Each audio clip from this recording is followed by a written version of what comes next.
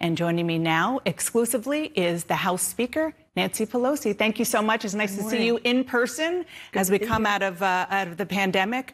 I want to start where I just left off and the news about the Justice Department during the Trump administration. Subpoenaed Apple for data from Democratic members of the House Intelligence Committee, their staff, some of their families. So do you know how many members had their data subpoenaed? Any subpoenaed for you or from you or your staff? Well, good morning. Congratulations to you on the show. And before I answer that, I just want to say I'm wearing orange because this is the color of gun violence prevention. Last night, while we were having a moment of silence for those who had 49 people who were victims of the Pulse assault, other mass shootings were happening across the country. So as we talk about all of these issues, about infrastructure and about commission and about data mining and the rest, every day, every morning, every night, we are not forgetting these victims. When I visited Pulse at the time of the shooting, the families came together and said, stop this from happening. When they visited Washington following that horrible thing, they said, stop this from happening for other people's families to go through what we're going. That was from the families and then some of the victims who survived that. So again, for us, we are not going away until we can get legislation passed. We have in the House, hopefully in the Senate, it's bipartisan in the nation, that we would have background checks to prevent guns from getting in the hands of those who should not have them. Now, will that cover everything? No, but it goes a very long way, and it prevented millions of gun purchases not to happen up until now. Now we have to expand it to include internet sales and gun shows and the rest. And you've done your job on that in the House. The question is the 50-50 Senate, which we can get to. This is like our prayer morning and night and our actions all day. So I can't go even to talk about anything else. Understand. Without saying that the death in these families, it just has, deaths in these families must stop. So in terms of the data mining, what the Republicans did, what the administration did, the Justice Department, the leadership of the former president, goes even beyond Richard Nixon. Richard Nixon had an enemies list. This is about undermining the rule of law. And for this attorneys general, Barr and Sessions, at least two, to say if they didn't know anything about it is beyond belief. So we will have to have them come under oath to testify about that. Now, how could it be that undermining the rule of law, undermining the separation of power of the executive branch and the legislative branch, and having these just data mining is something new in terms of where technology has taken us, but not new in terms of something that should never have happened. Do you think it's limited just to the members we know? We don't know. That's why we'll have to, of course, the Inspector General's report is very important, but it is not a substitute for what we must do in the Congress. And I know that the Senate has called for some review. We will certainly have that in the House of Representatives. So you said that both the former Attorney General Barr and Sessions, they have said that they didn't know anything about this. So has Rod Rosenstein. And Rosenstein as well. Who was the Deputy Attorney General. If you don't see them voluntarily on Capitol Hill, will you subpoena them? Well, let's hope that they will want to honor the rule of law. This is, the Justice Department has been rogue under President Trump. Understand that in so many respects. This is just another manifestation of their rogue activity. The others were perpetrated by the attorneys general, but this is one that they claim no knowledge of. How could it be that there could be an investigation of other members in the other branch of government and the press and the rest too?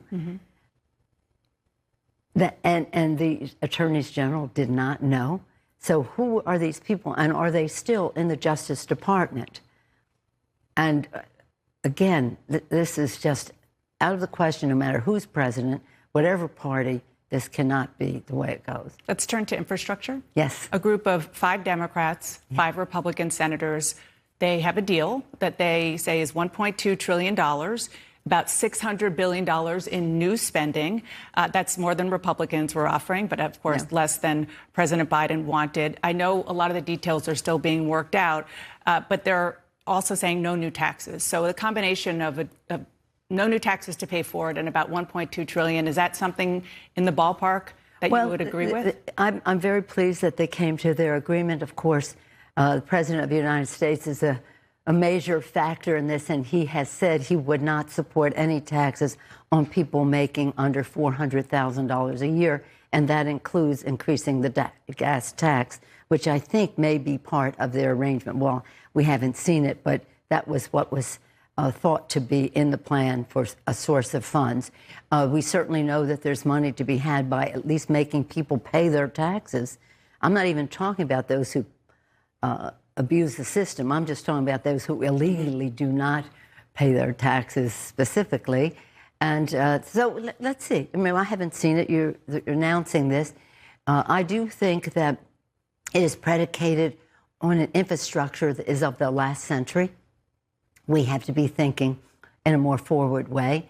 We must build back better. So if this is something that can be agreed upon, I don't know how we can possibly sell it, excuse me, to our caucus unless we know there's more to come. Yeah. And the more to come in building back better means having more people participate in the prosperity of our country. So while you take a drink, I'll ask you this question. What I hear you saying is that this could be something you would agree to as long as you get some kind of promise for a second bite at the apple. Well, as Congress works its will, we'll just see what the possibilities are. This is one step. I've heard the president say, and aren't we proud of him? What a unifier, and so proud of him overseas now, saying we're back.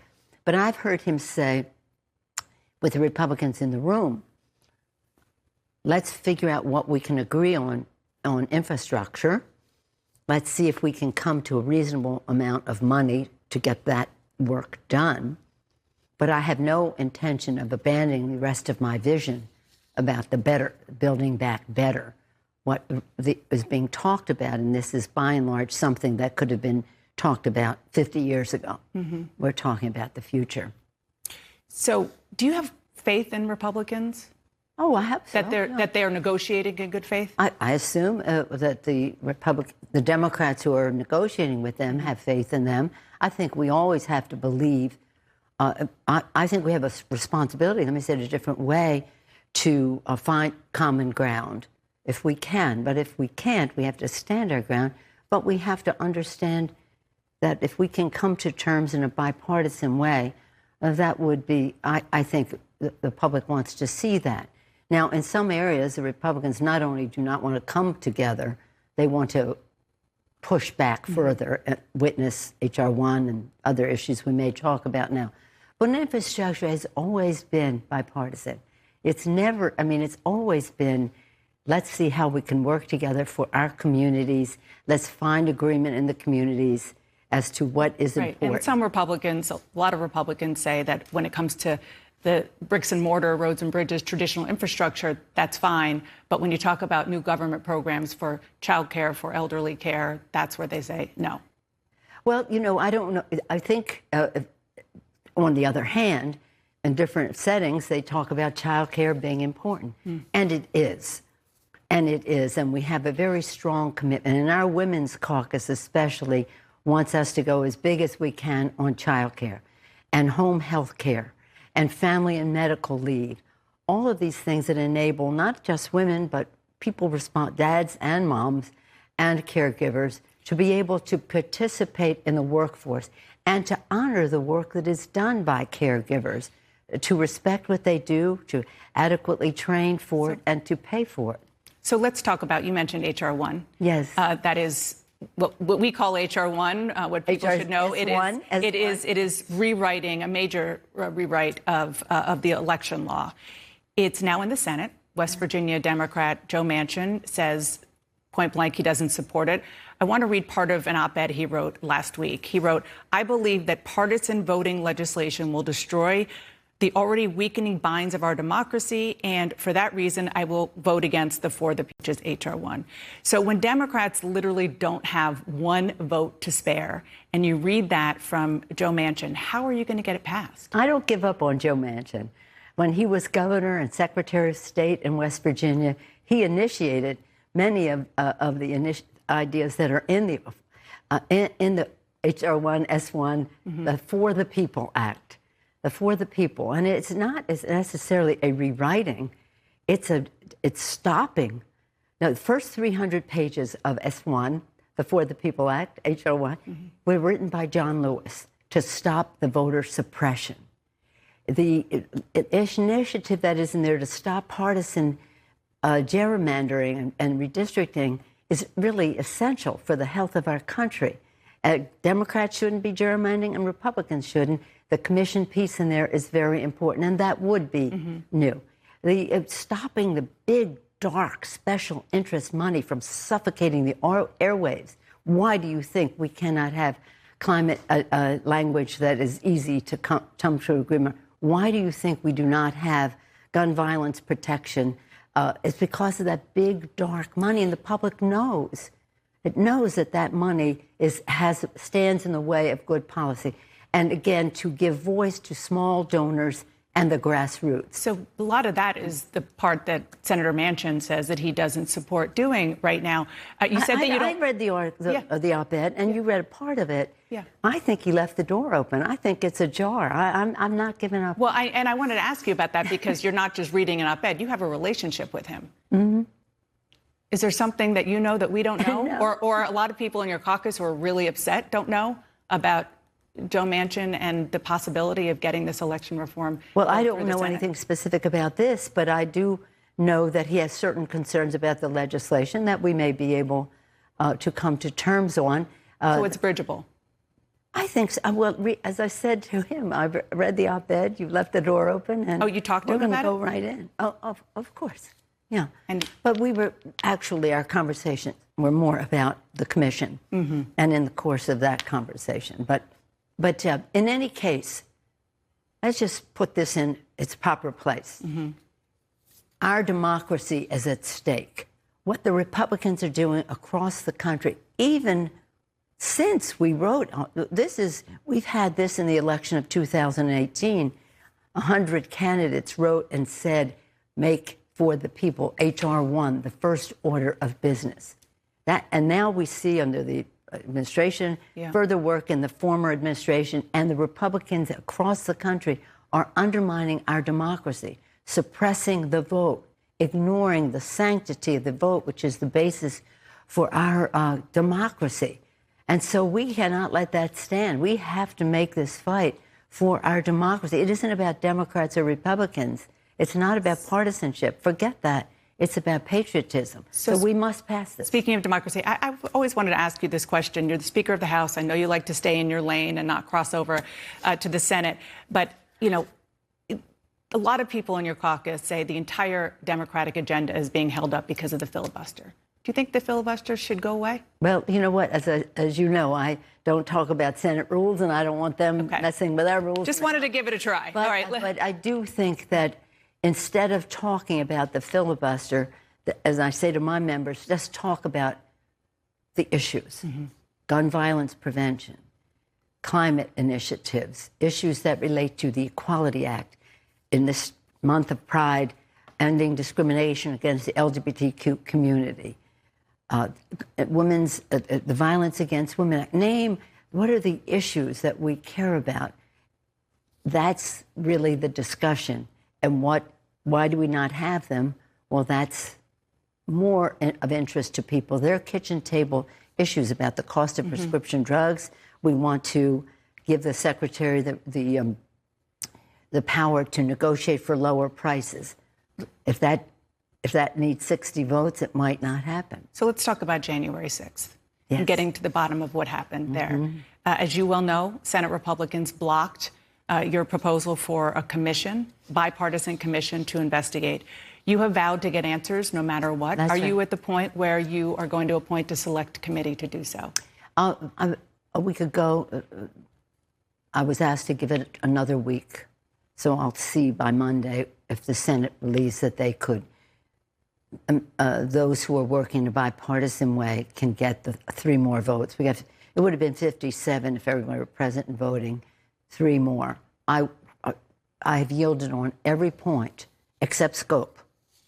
Except scope. The number of people on the committee, subpoena power, timetable, you name it. We've yielded because of the value of the bipartisanship that would spring from that. But I would not, they want to say, well, if we're going to investigate that, we should investigate Black Lives Matter, and people turned out after George Floyd was shot. No, that's not what this is. This is about an assault on our democracy, on our capital of the United States. The American people deserve and must have answers. We will seek the truth. We will find the truth. But we hope that we can do it with passing the commission. Okay, so assuming the commission doesn't pass, are you saying by Monday, which is tomorrow, you'll announce a select committee? No, I'm not going to announce anything tomorrow. I'm going to see what their response is and then review it with my It sounds like you're getting colleagues. closer to it. Well, it is an option, and everybody knows the power of the speaker to do that. So I would hope that that would motivate them to say, let's go a different place. But the question arises, what the Republicans in the Senate are so afraid of the truth. Why are they so afraid of the truth? They themselves were under assault. This capital, our democracy, was under assault. The director of the FBI, even before, in September, testified that white supremacy and anti-Semitism, et cetera. Why do you think they're afraid of the truth? You'd have to ask them, but they know where the roads might lead in terms of some of them individually, and of course the former president of the United States who incited an insurrection. Now, we had an impeachment ceremony, process, which I thought made the case. A number of Republicans agreed, but still, I think it's cowardice, and I think it's a cowardice just to oppose a former president, but it's also concern about what it says about them. I want to ask you about Congresswoman Ilhan Omar. Yeah. You and other top House Democrats released a pretty rare statement rebuking her for appearing to, quote, draw false equivalencies between the United States and Israel and terrorist organizations, That's Hamas and Taliban. She clarified, she said that she was in no way equating them. But since all of that happened, she and others don't seem to be letting this go. Rashida Tlaib, one of her close friends, member of your caucus, tweeted the following. Freedom of speech doesn't exist for Muslim women in Congress. The benefit of the doubt doesn't exist for Muslim women in Congress. Okay, you know, House Democratic leadership should be ashamed. But let me just say this. Yeah. We did not rebuke her. We thanked, acknowledged that she made a clarification. So before we go too far down a path, yeah, these aren't my words. No, I these are your caucus members' words. No, that's a member. Yeah, that's a caucus. A caucus member. A caucus member. Yeah. So I just wanted to get your response to that. No, I'm not. I'm not responding. That the Congresswoman Omar is a valued member of our caucus. She asked her questions of the Secretary of State. Nobody criticized those about how people will be held accountable if we're not going to the International Court of Justice. That was a very legitimate question. Mm-hmm. That was not of concern. Members did become concerned when the tweet that was put out equated the United States with Taliban and Hamas. Rashida Tlaib is accusing you of policing women of color. And then she clarified it, and we thanked her for clarification. So do you want people to just let it go and move on? They could say whatever they want, but what I'm saying is end of subject. She clarified, we thanked her, end of subject. What other people go out and say is up to them, but it is what happened is a reflection of the respect we have for our member and when she made her questions at the hearing, but the disagreement that we have to equate the United States of America with Hamas and the Taliban. Before I let you go, I want to look overseas, look ahead to this week. Yeah. President Biden has a big meeting with Vladimir Putin. What do you want to see out of that meeting? And specifically, I want to go back to something that happened on the show last week. The Energy Secretary, Jennifer Granholm, said that U.S. adversaries have the capability to shut down the power grid. You have tremendous expertise in intelligence. How worried are you about this, and should President Biden bring it up? Well, I'm very proud of the fact that the president is in Europe saying we're back. We're back for climate. We're back for open society. We're open for the relationship that we've had in NATO in terms of security, which is so important. And I can tell you in my meetings with all these people, most of it pre-COVID, but much of it by Zoom since then, that they are so happy that America is back and that look forward to this visit by the president. In terms of his meeting with Putin, I think that he should meet with him. They should have a line of communication, and issues like cybersecurity and energy, of course, are not necessarily on the table in that meeting, but are the reality that we have to deal with. And energy and cybersecurity are probably two items that may come up at that meeting, but that we have to be prepared for whether they do or not. Now, let's just make a contrast. The former president of the United States, for whatever reason, whether the Russians had personal, political, or financial leverage over him, just kowtowed, catered to Putin in a way that was humiliating to the United States of America. And when Putin hears about some of the violations of the rights of his own people, he laughs. This is a thug. This is a thug. But he is the head of an important state in terms of the issues you raised. The president should meet with him.